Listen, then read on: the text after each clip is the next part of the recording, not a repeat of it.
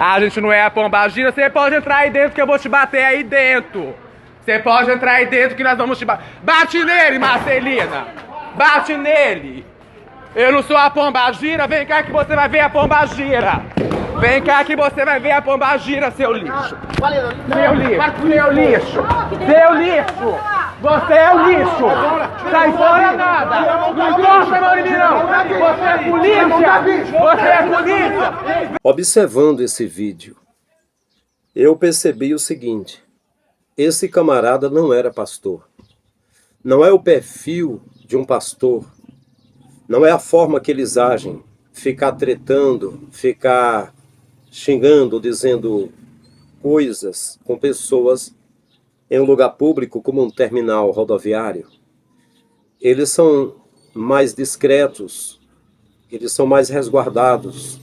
O contato que muitos líderes pastores têm não é estar de paletó e gravata em um lugar público com a Bíblia na mão, querendo evangelizar assim, sem uma sebe, sem uma multidão de pessoas em volta dele, apoiando o seu trabalho, a sua campanha, e estar tete a tete com pessoas, censurando, falando palavras. Eles não fazem isso. O contato que eles têm seria mais assim, em um motel, com um travesti, com um homossexual, corpo a corpo sim, de outra forma. Mas se expor assim, eles não se expõem. Eles são mais precavidos. Eu lembro que eu era pastor em Hereré, que fica vizinho a Iracema, vizinho à cidade de Encanto, Rio Grande do Norte. Iracema é região jaguaribana, Vale do Jaguaribe.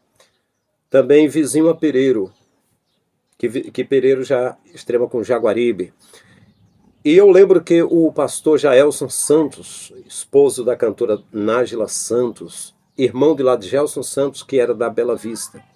Mas o Jaelson, que era meu colega vizinho, que Hererê foi a primeira cidade para mim desmembrada do campo de Pereiro, fazia parte da Assembleia de Deus de Pereiro.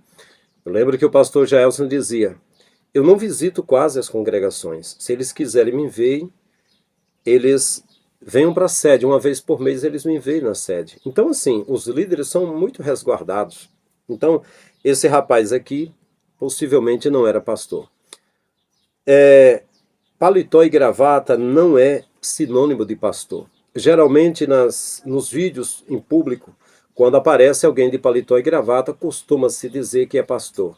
Mas isso não quer dizer auxiliar de trabalho põe terno, diácono põe terno, presbítero põe terno, evangelista, pastor usa terno, e qualquer um pode usar um terno. Não quer dizer que seja pastor, né?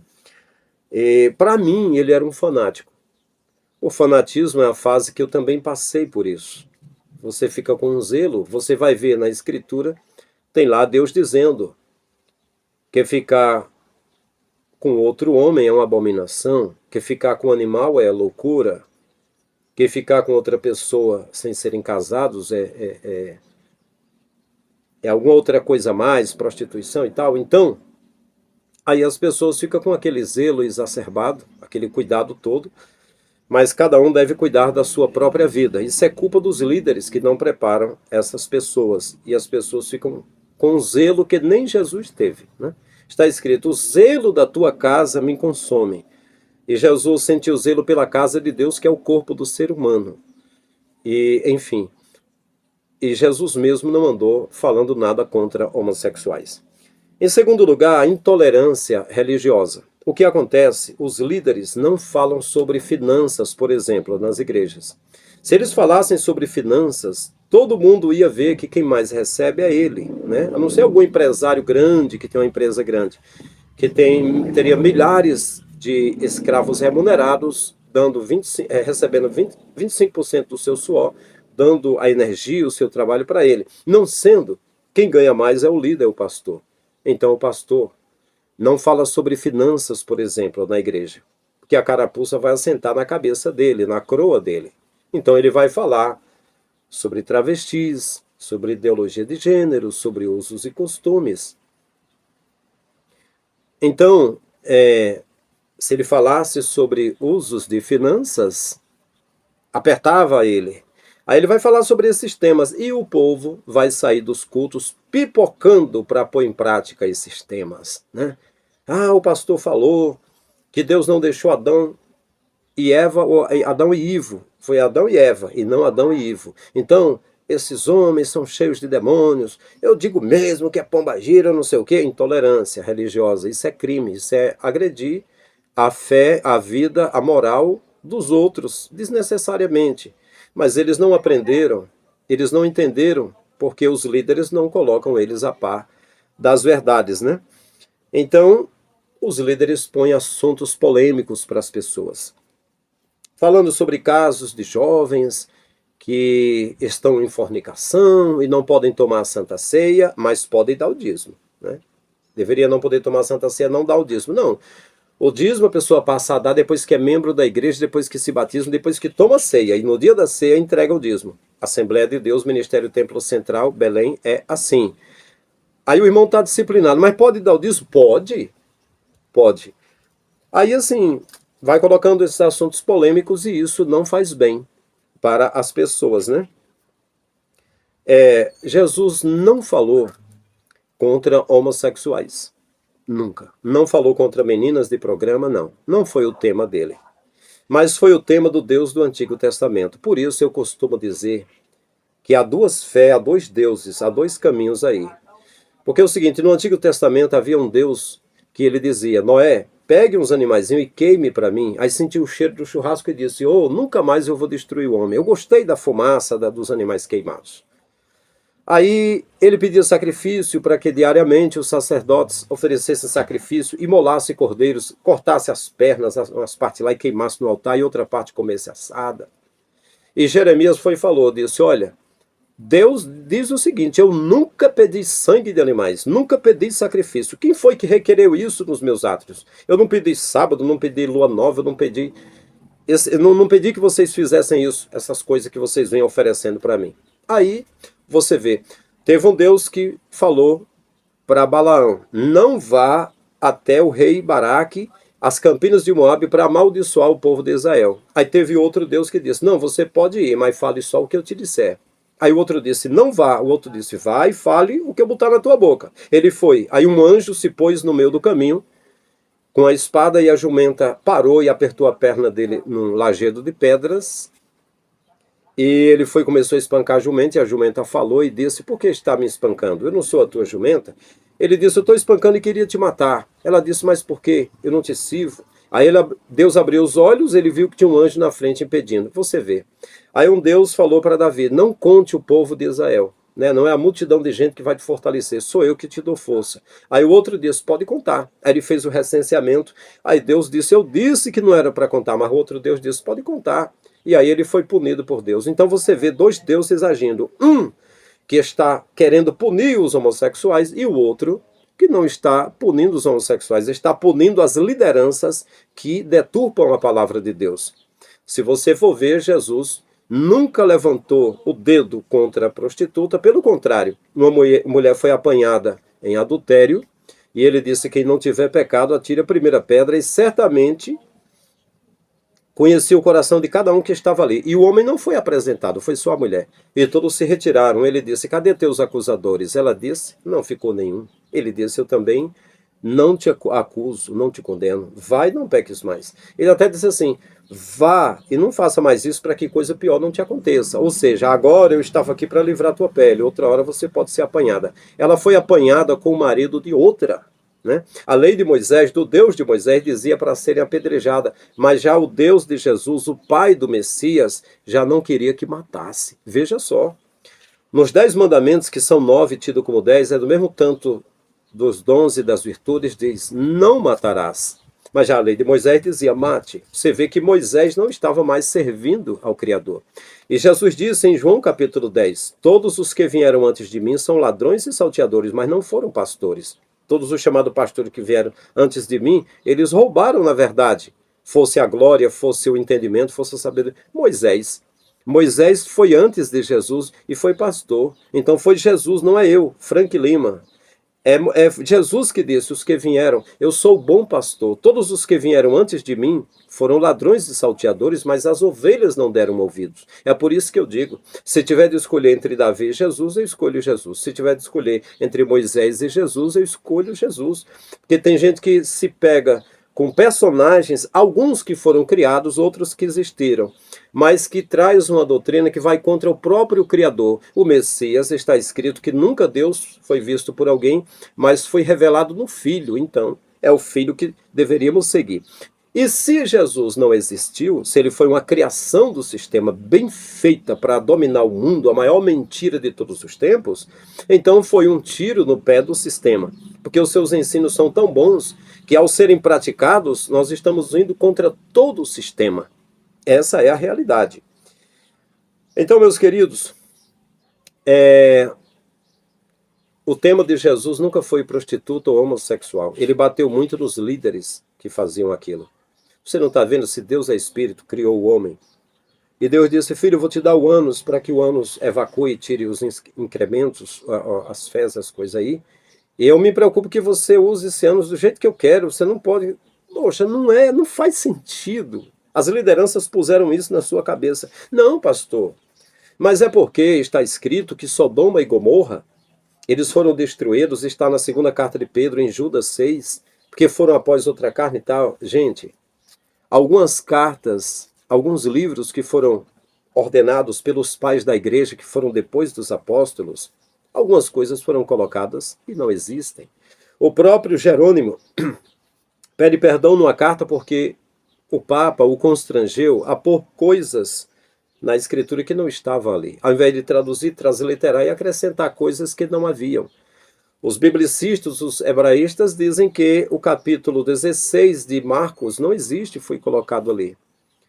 A verdade é que o Ezequiel disse que o problema de Sodoma e Gomorra era ter bastante recursos e não ajudar o pobre, o carente e o necessitado, e por isso eram perversos perante o Criador. É o mesmo caso de hoje, das lideranças, que tem, mas não ajuda o carente. É o caso de Malaquias 2 e 3 e 10, que está escrito, me roubais a mim, né? Vocês me roubam quem?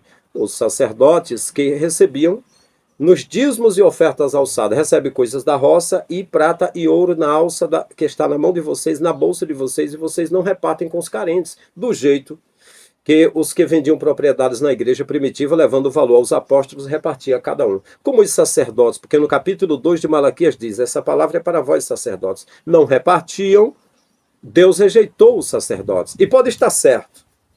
Esses pastores, esses sacerdotes que estão aí, estão rejeitados pelo Criador, porque é o mesmo modelo dos fariseus e saduceus que seguiam a doutrina de Zoroastro e a doutrina dos persas. Era uma crença que era contra o Criador.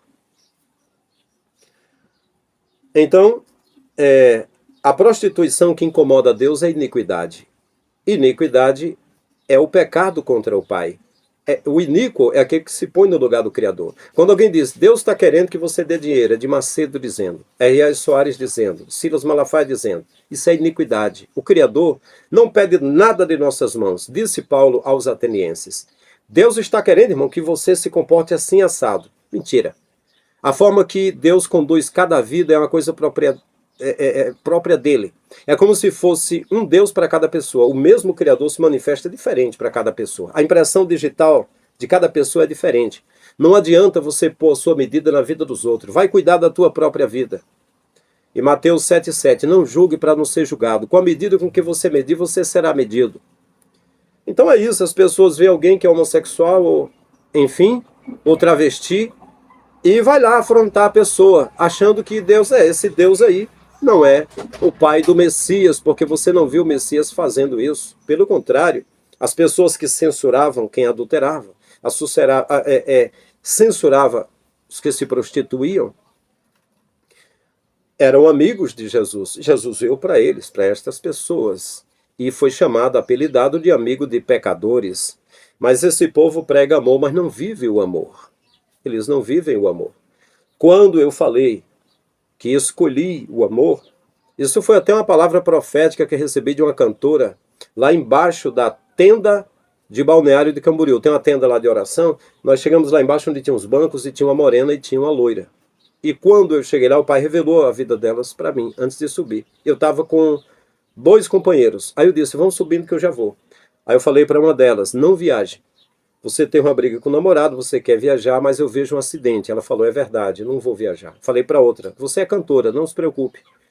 você será conhecida. Ela disse, é verdade mesmo. Eu falei, você vai casar também. E ela ficou contente, oh glória.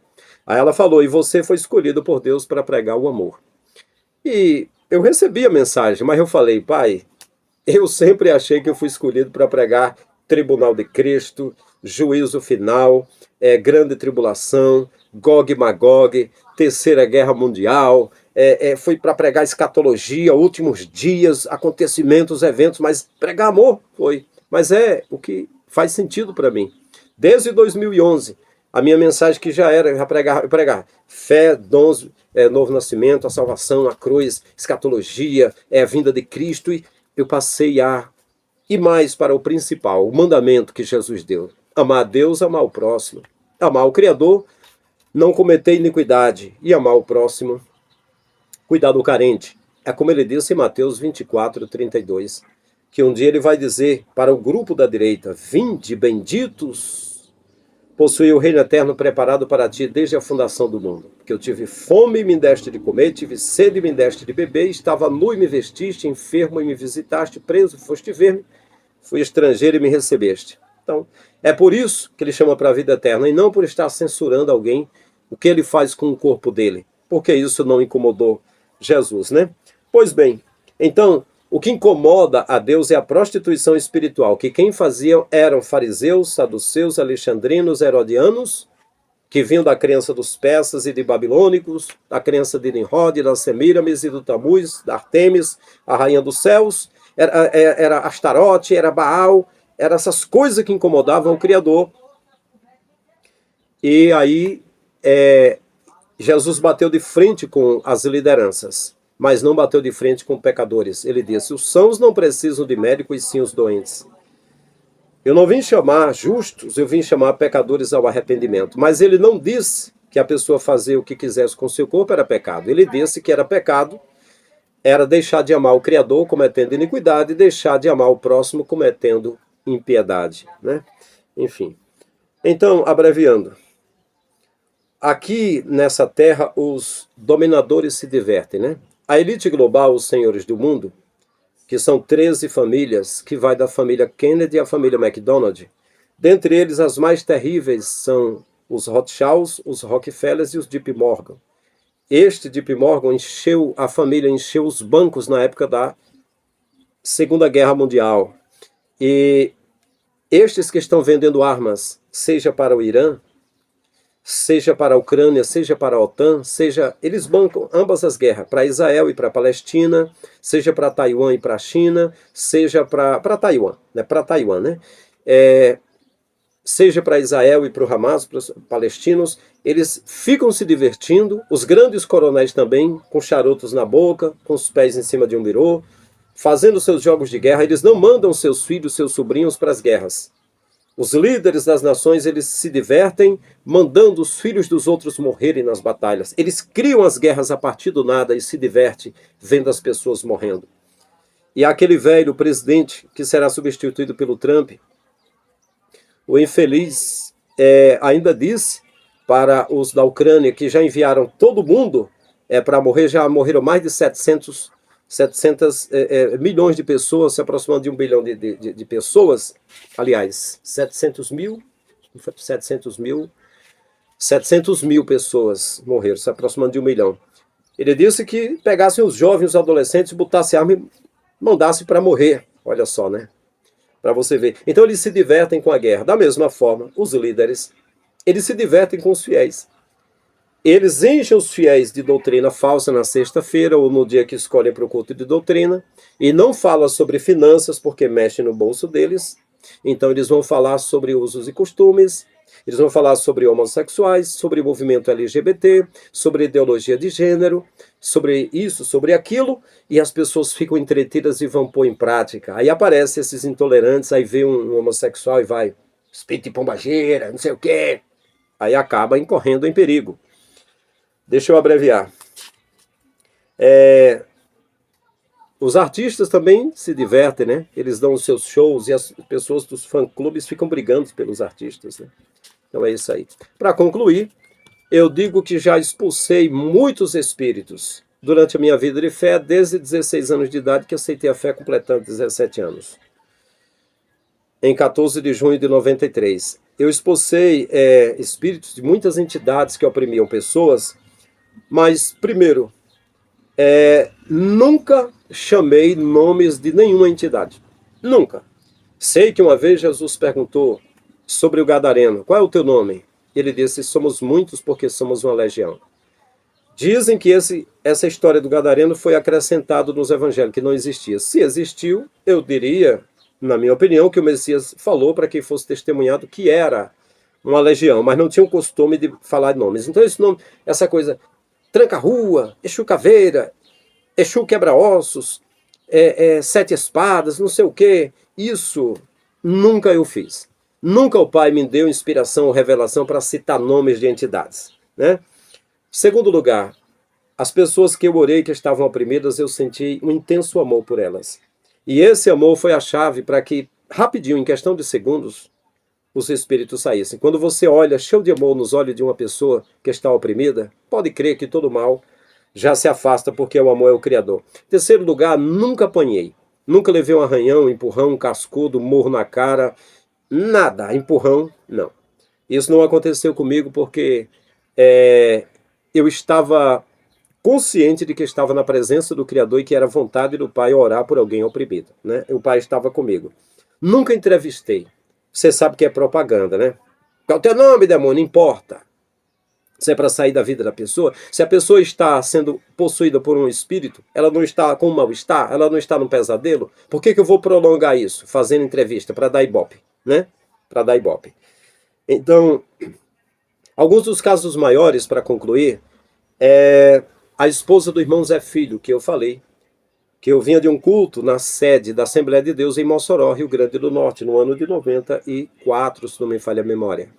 E encontrei o irmão Zé Filho, que estava num banco de praça em frente a um bar, e me viu, me chamou na casa dele e falou que a esposa estava oprimida.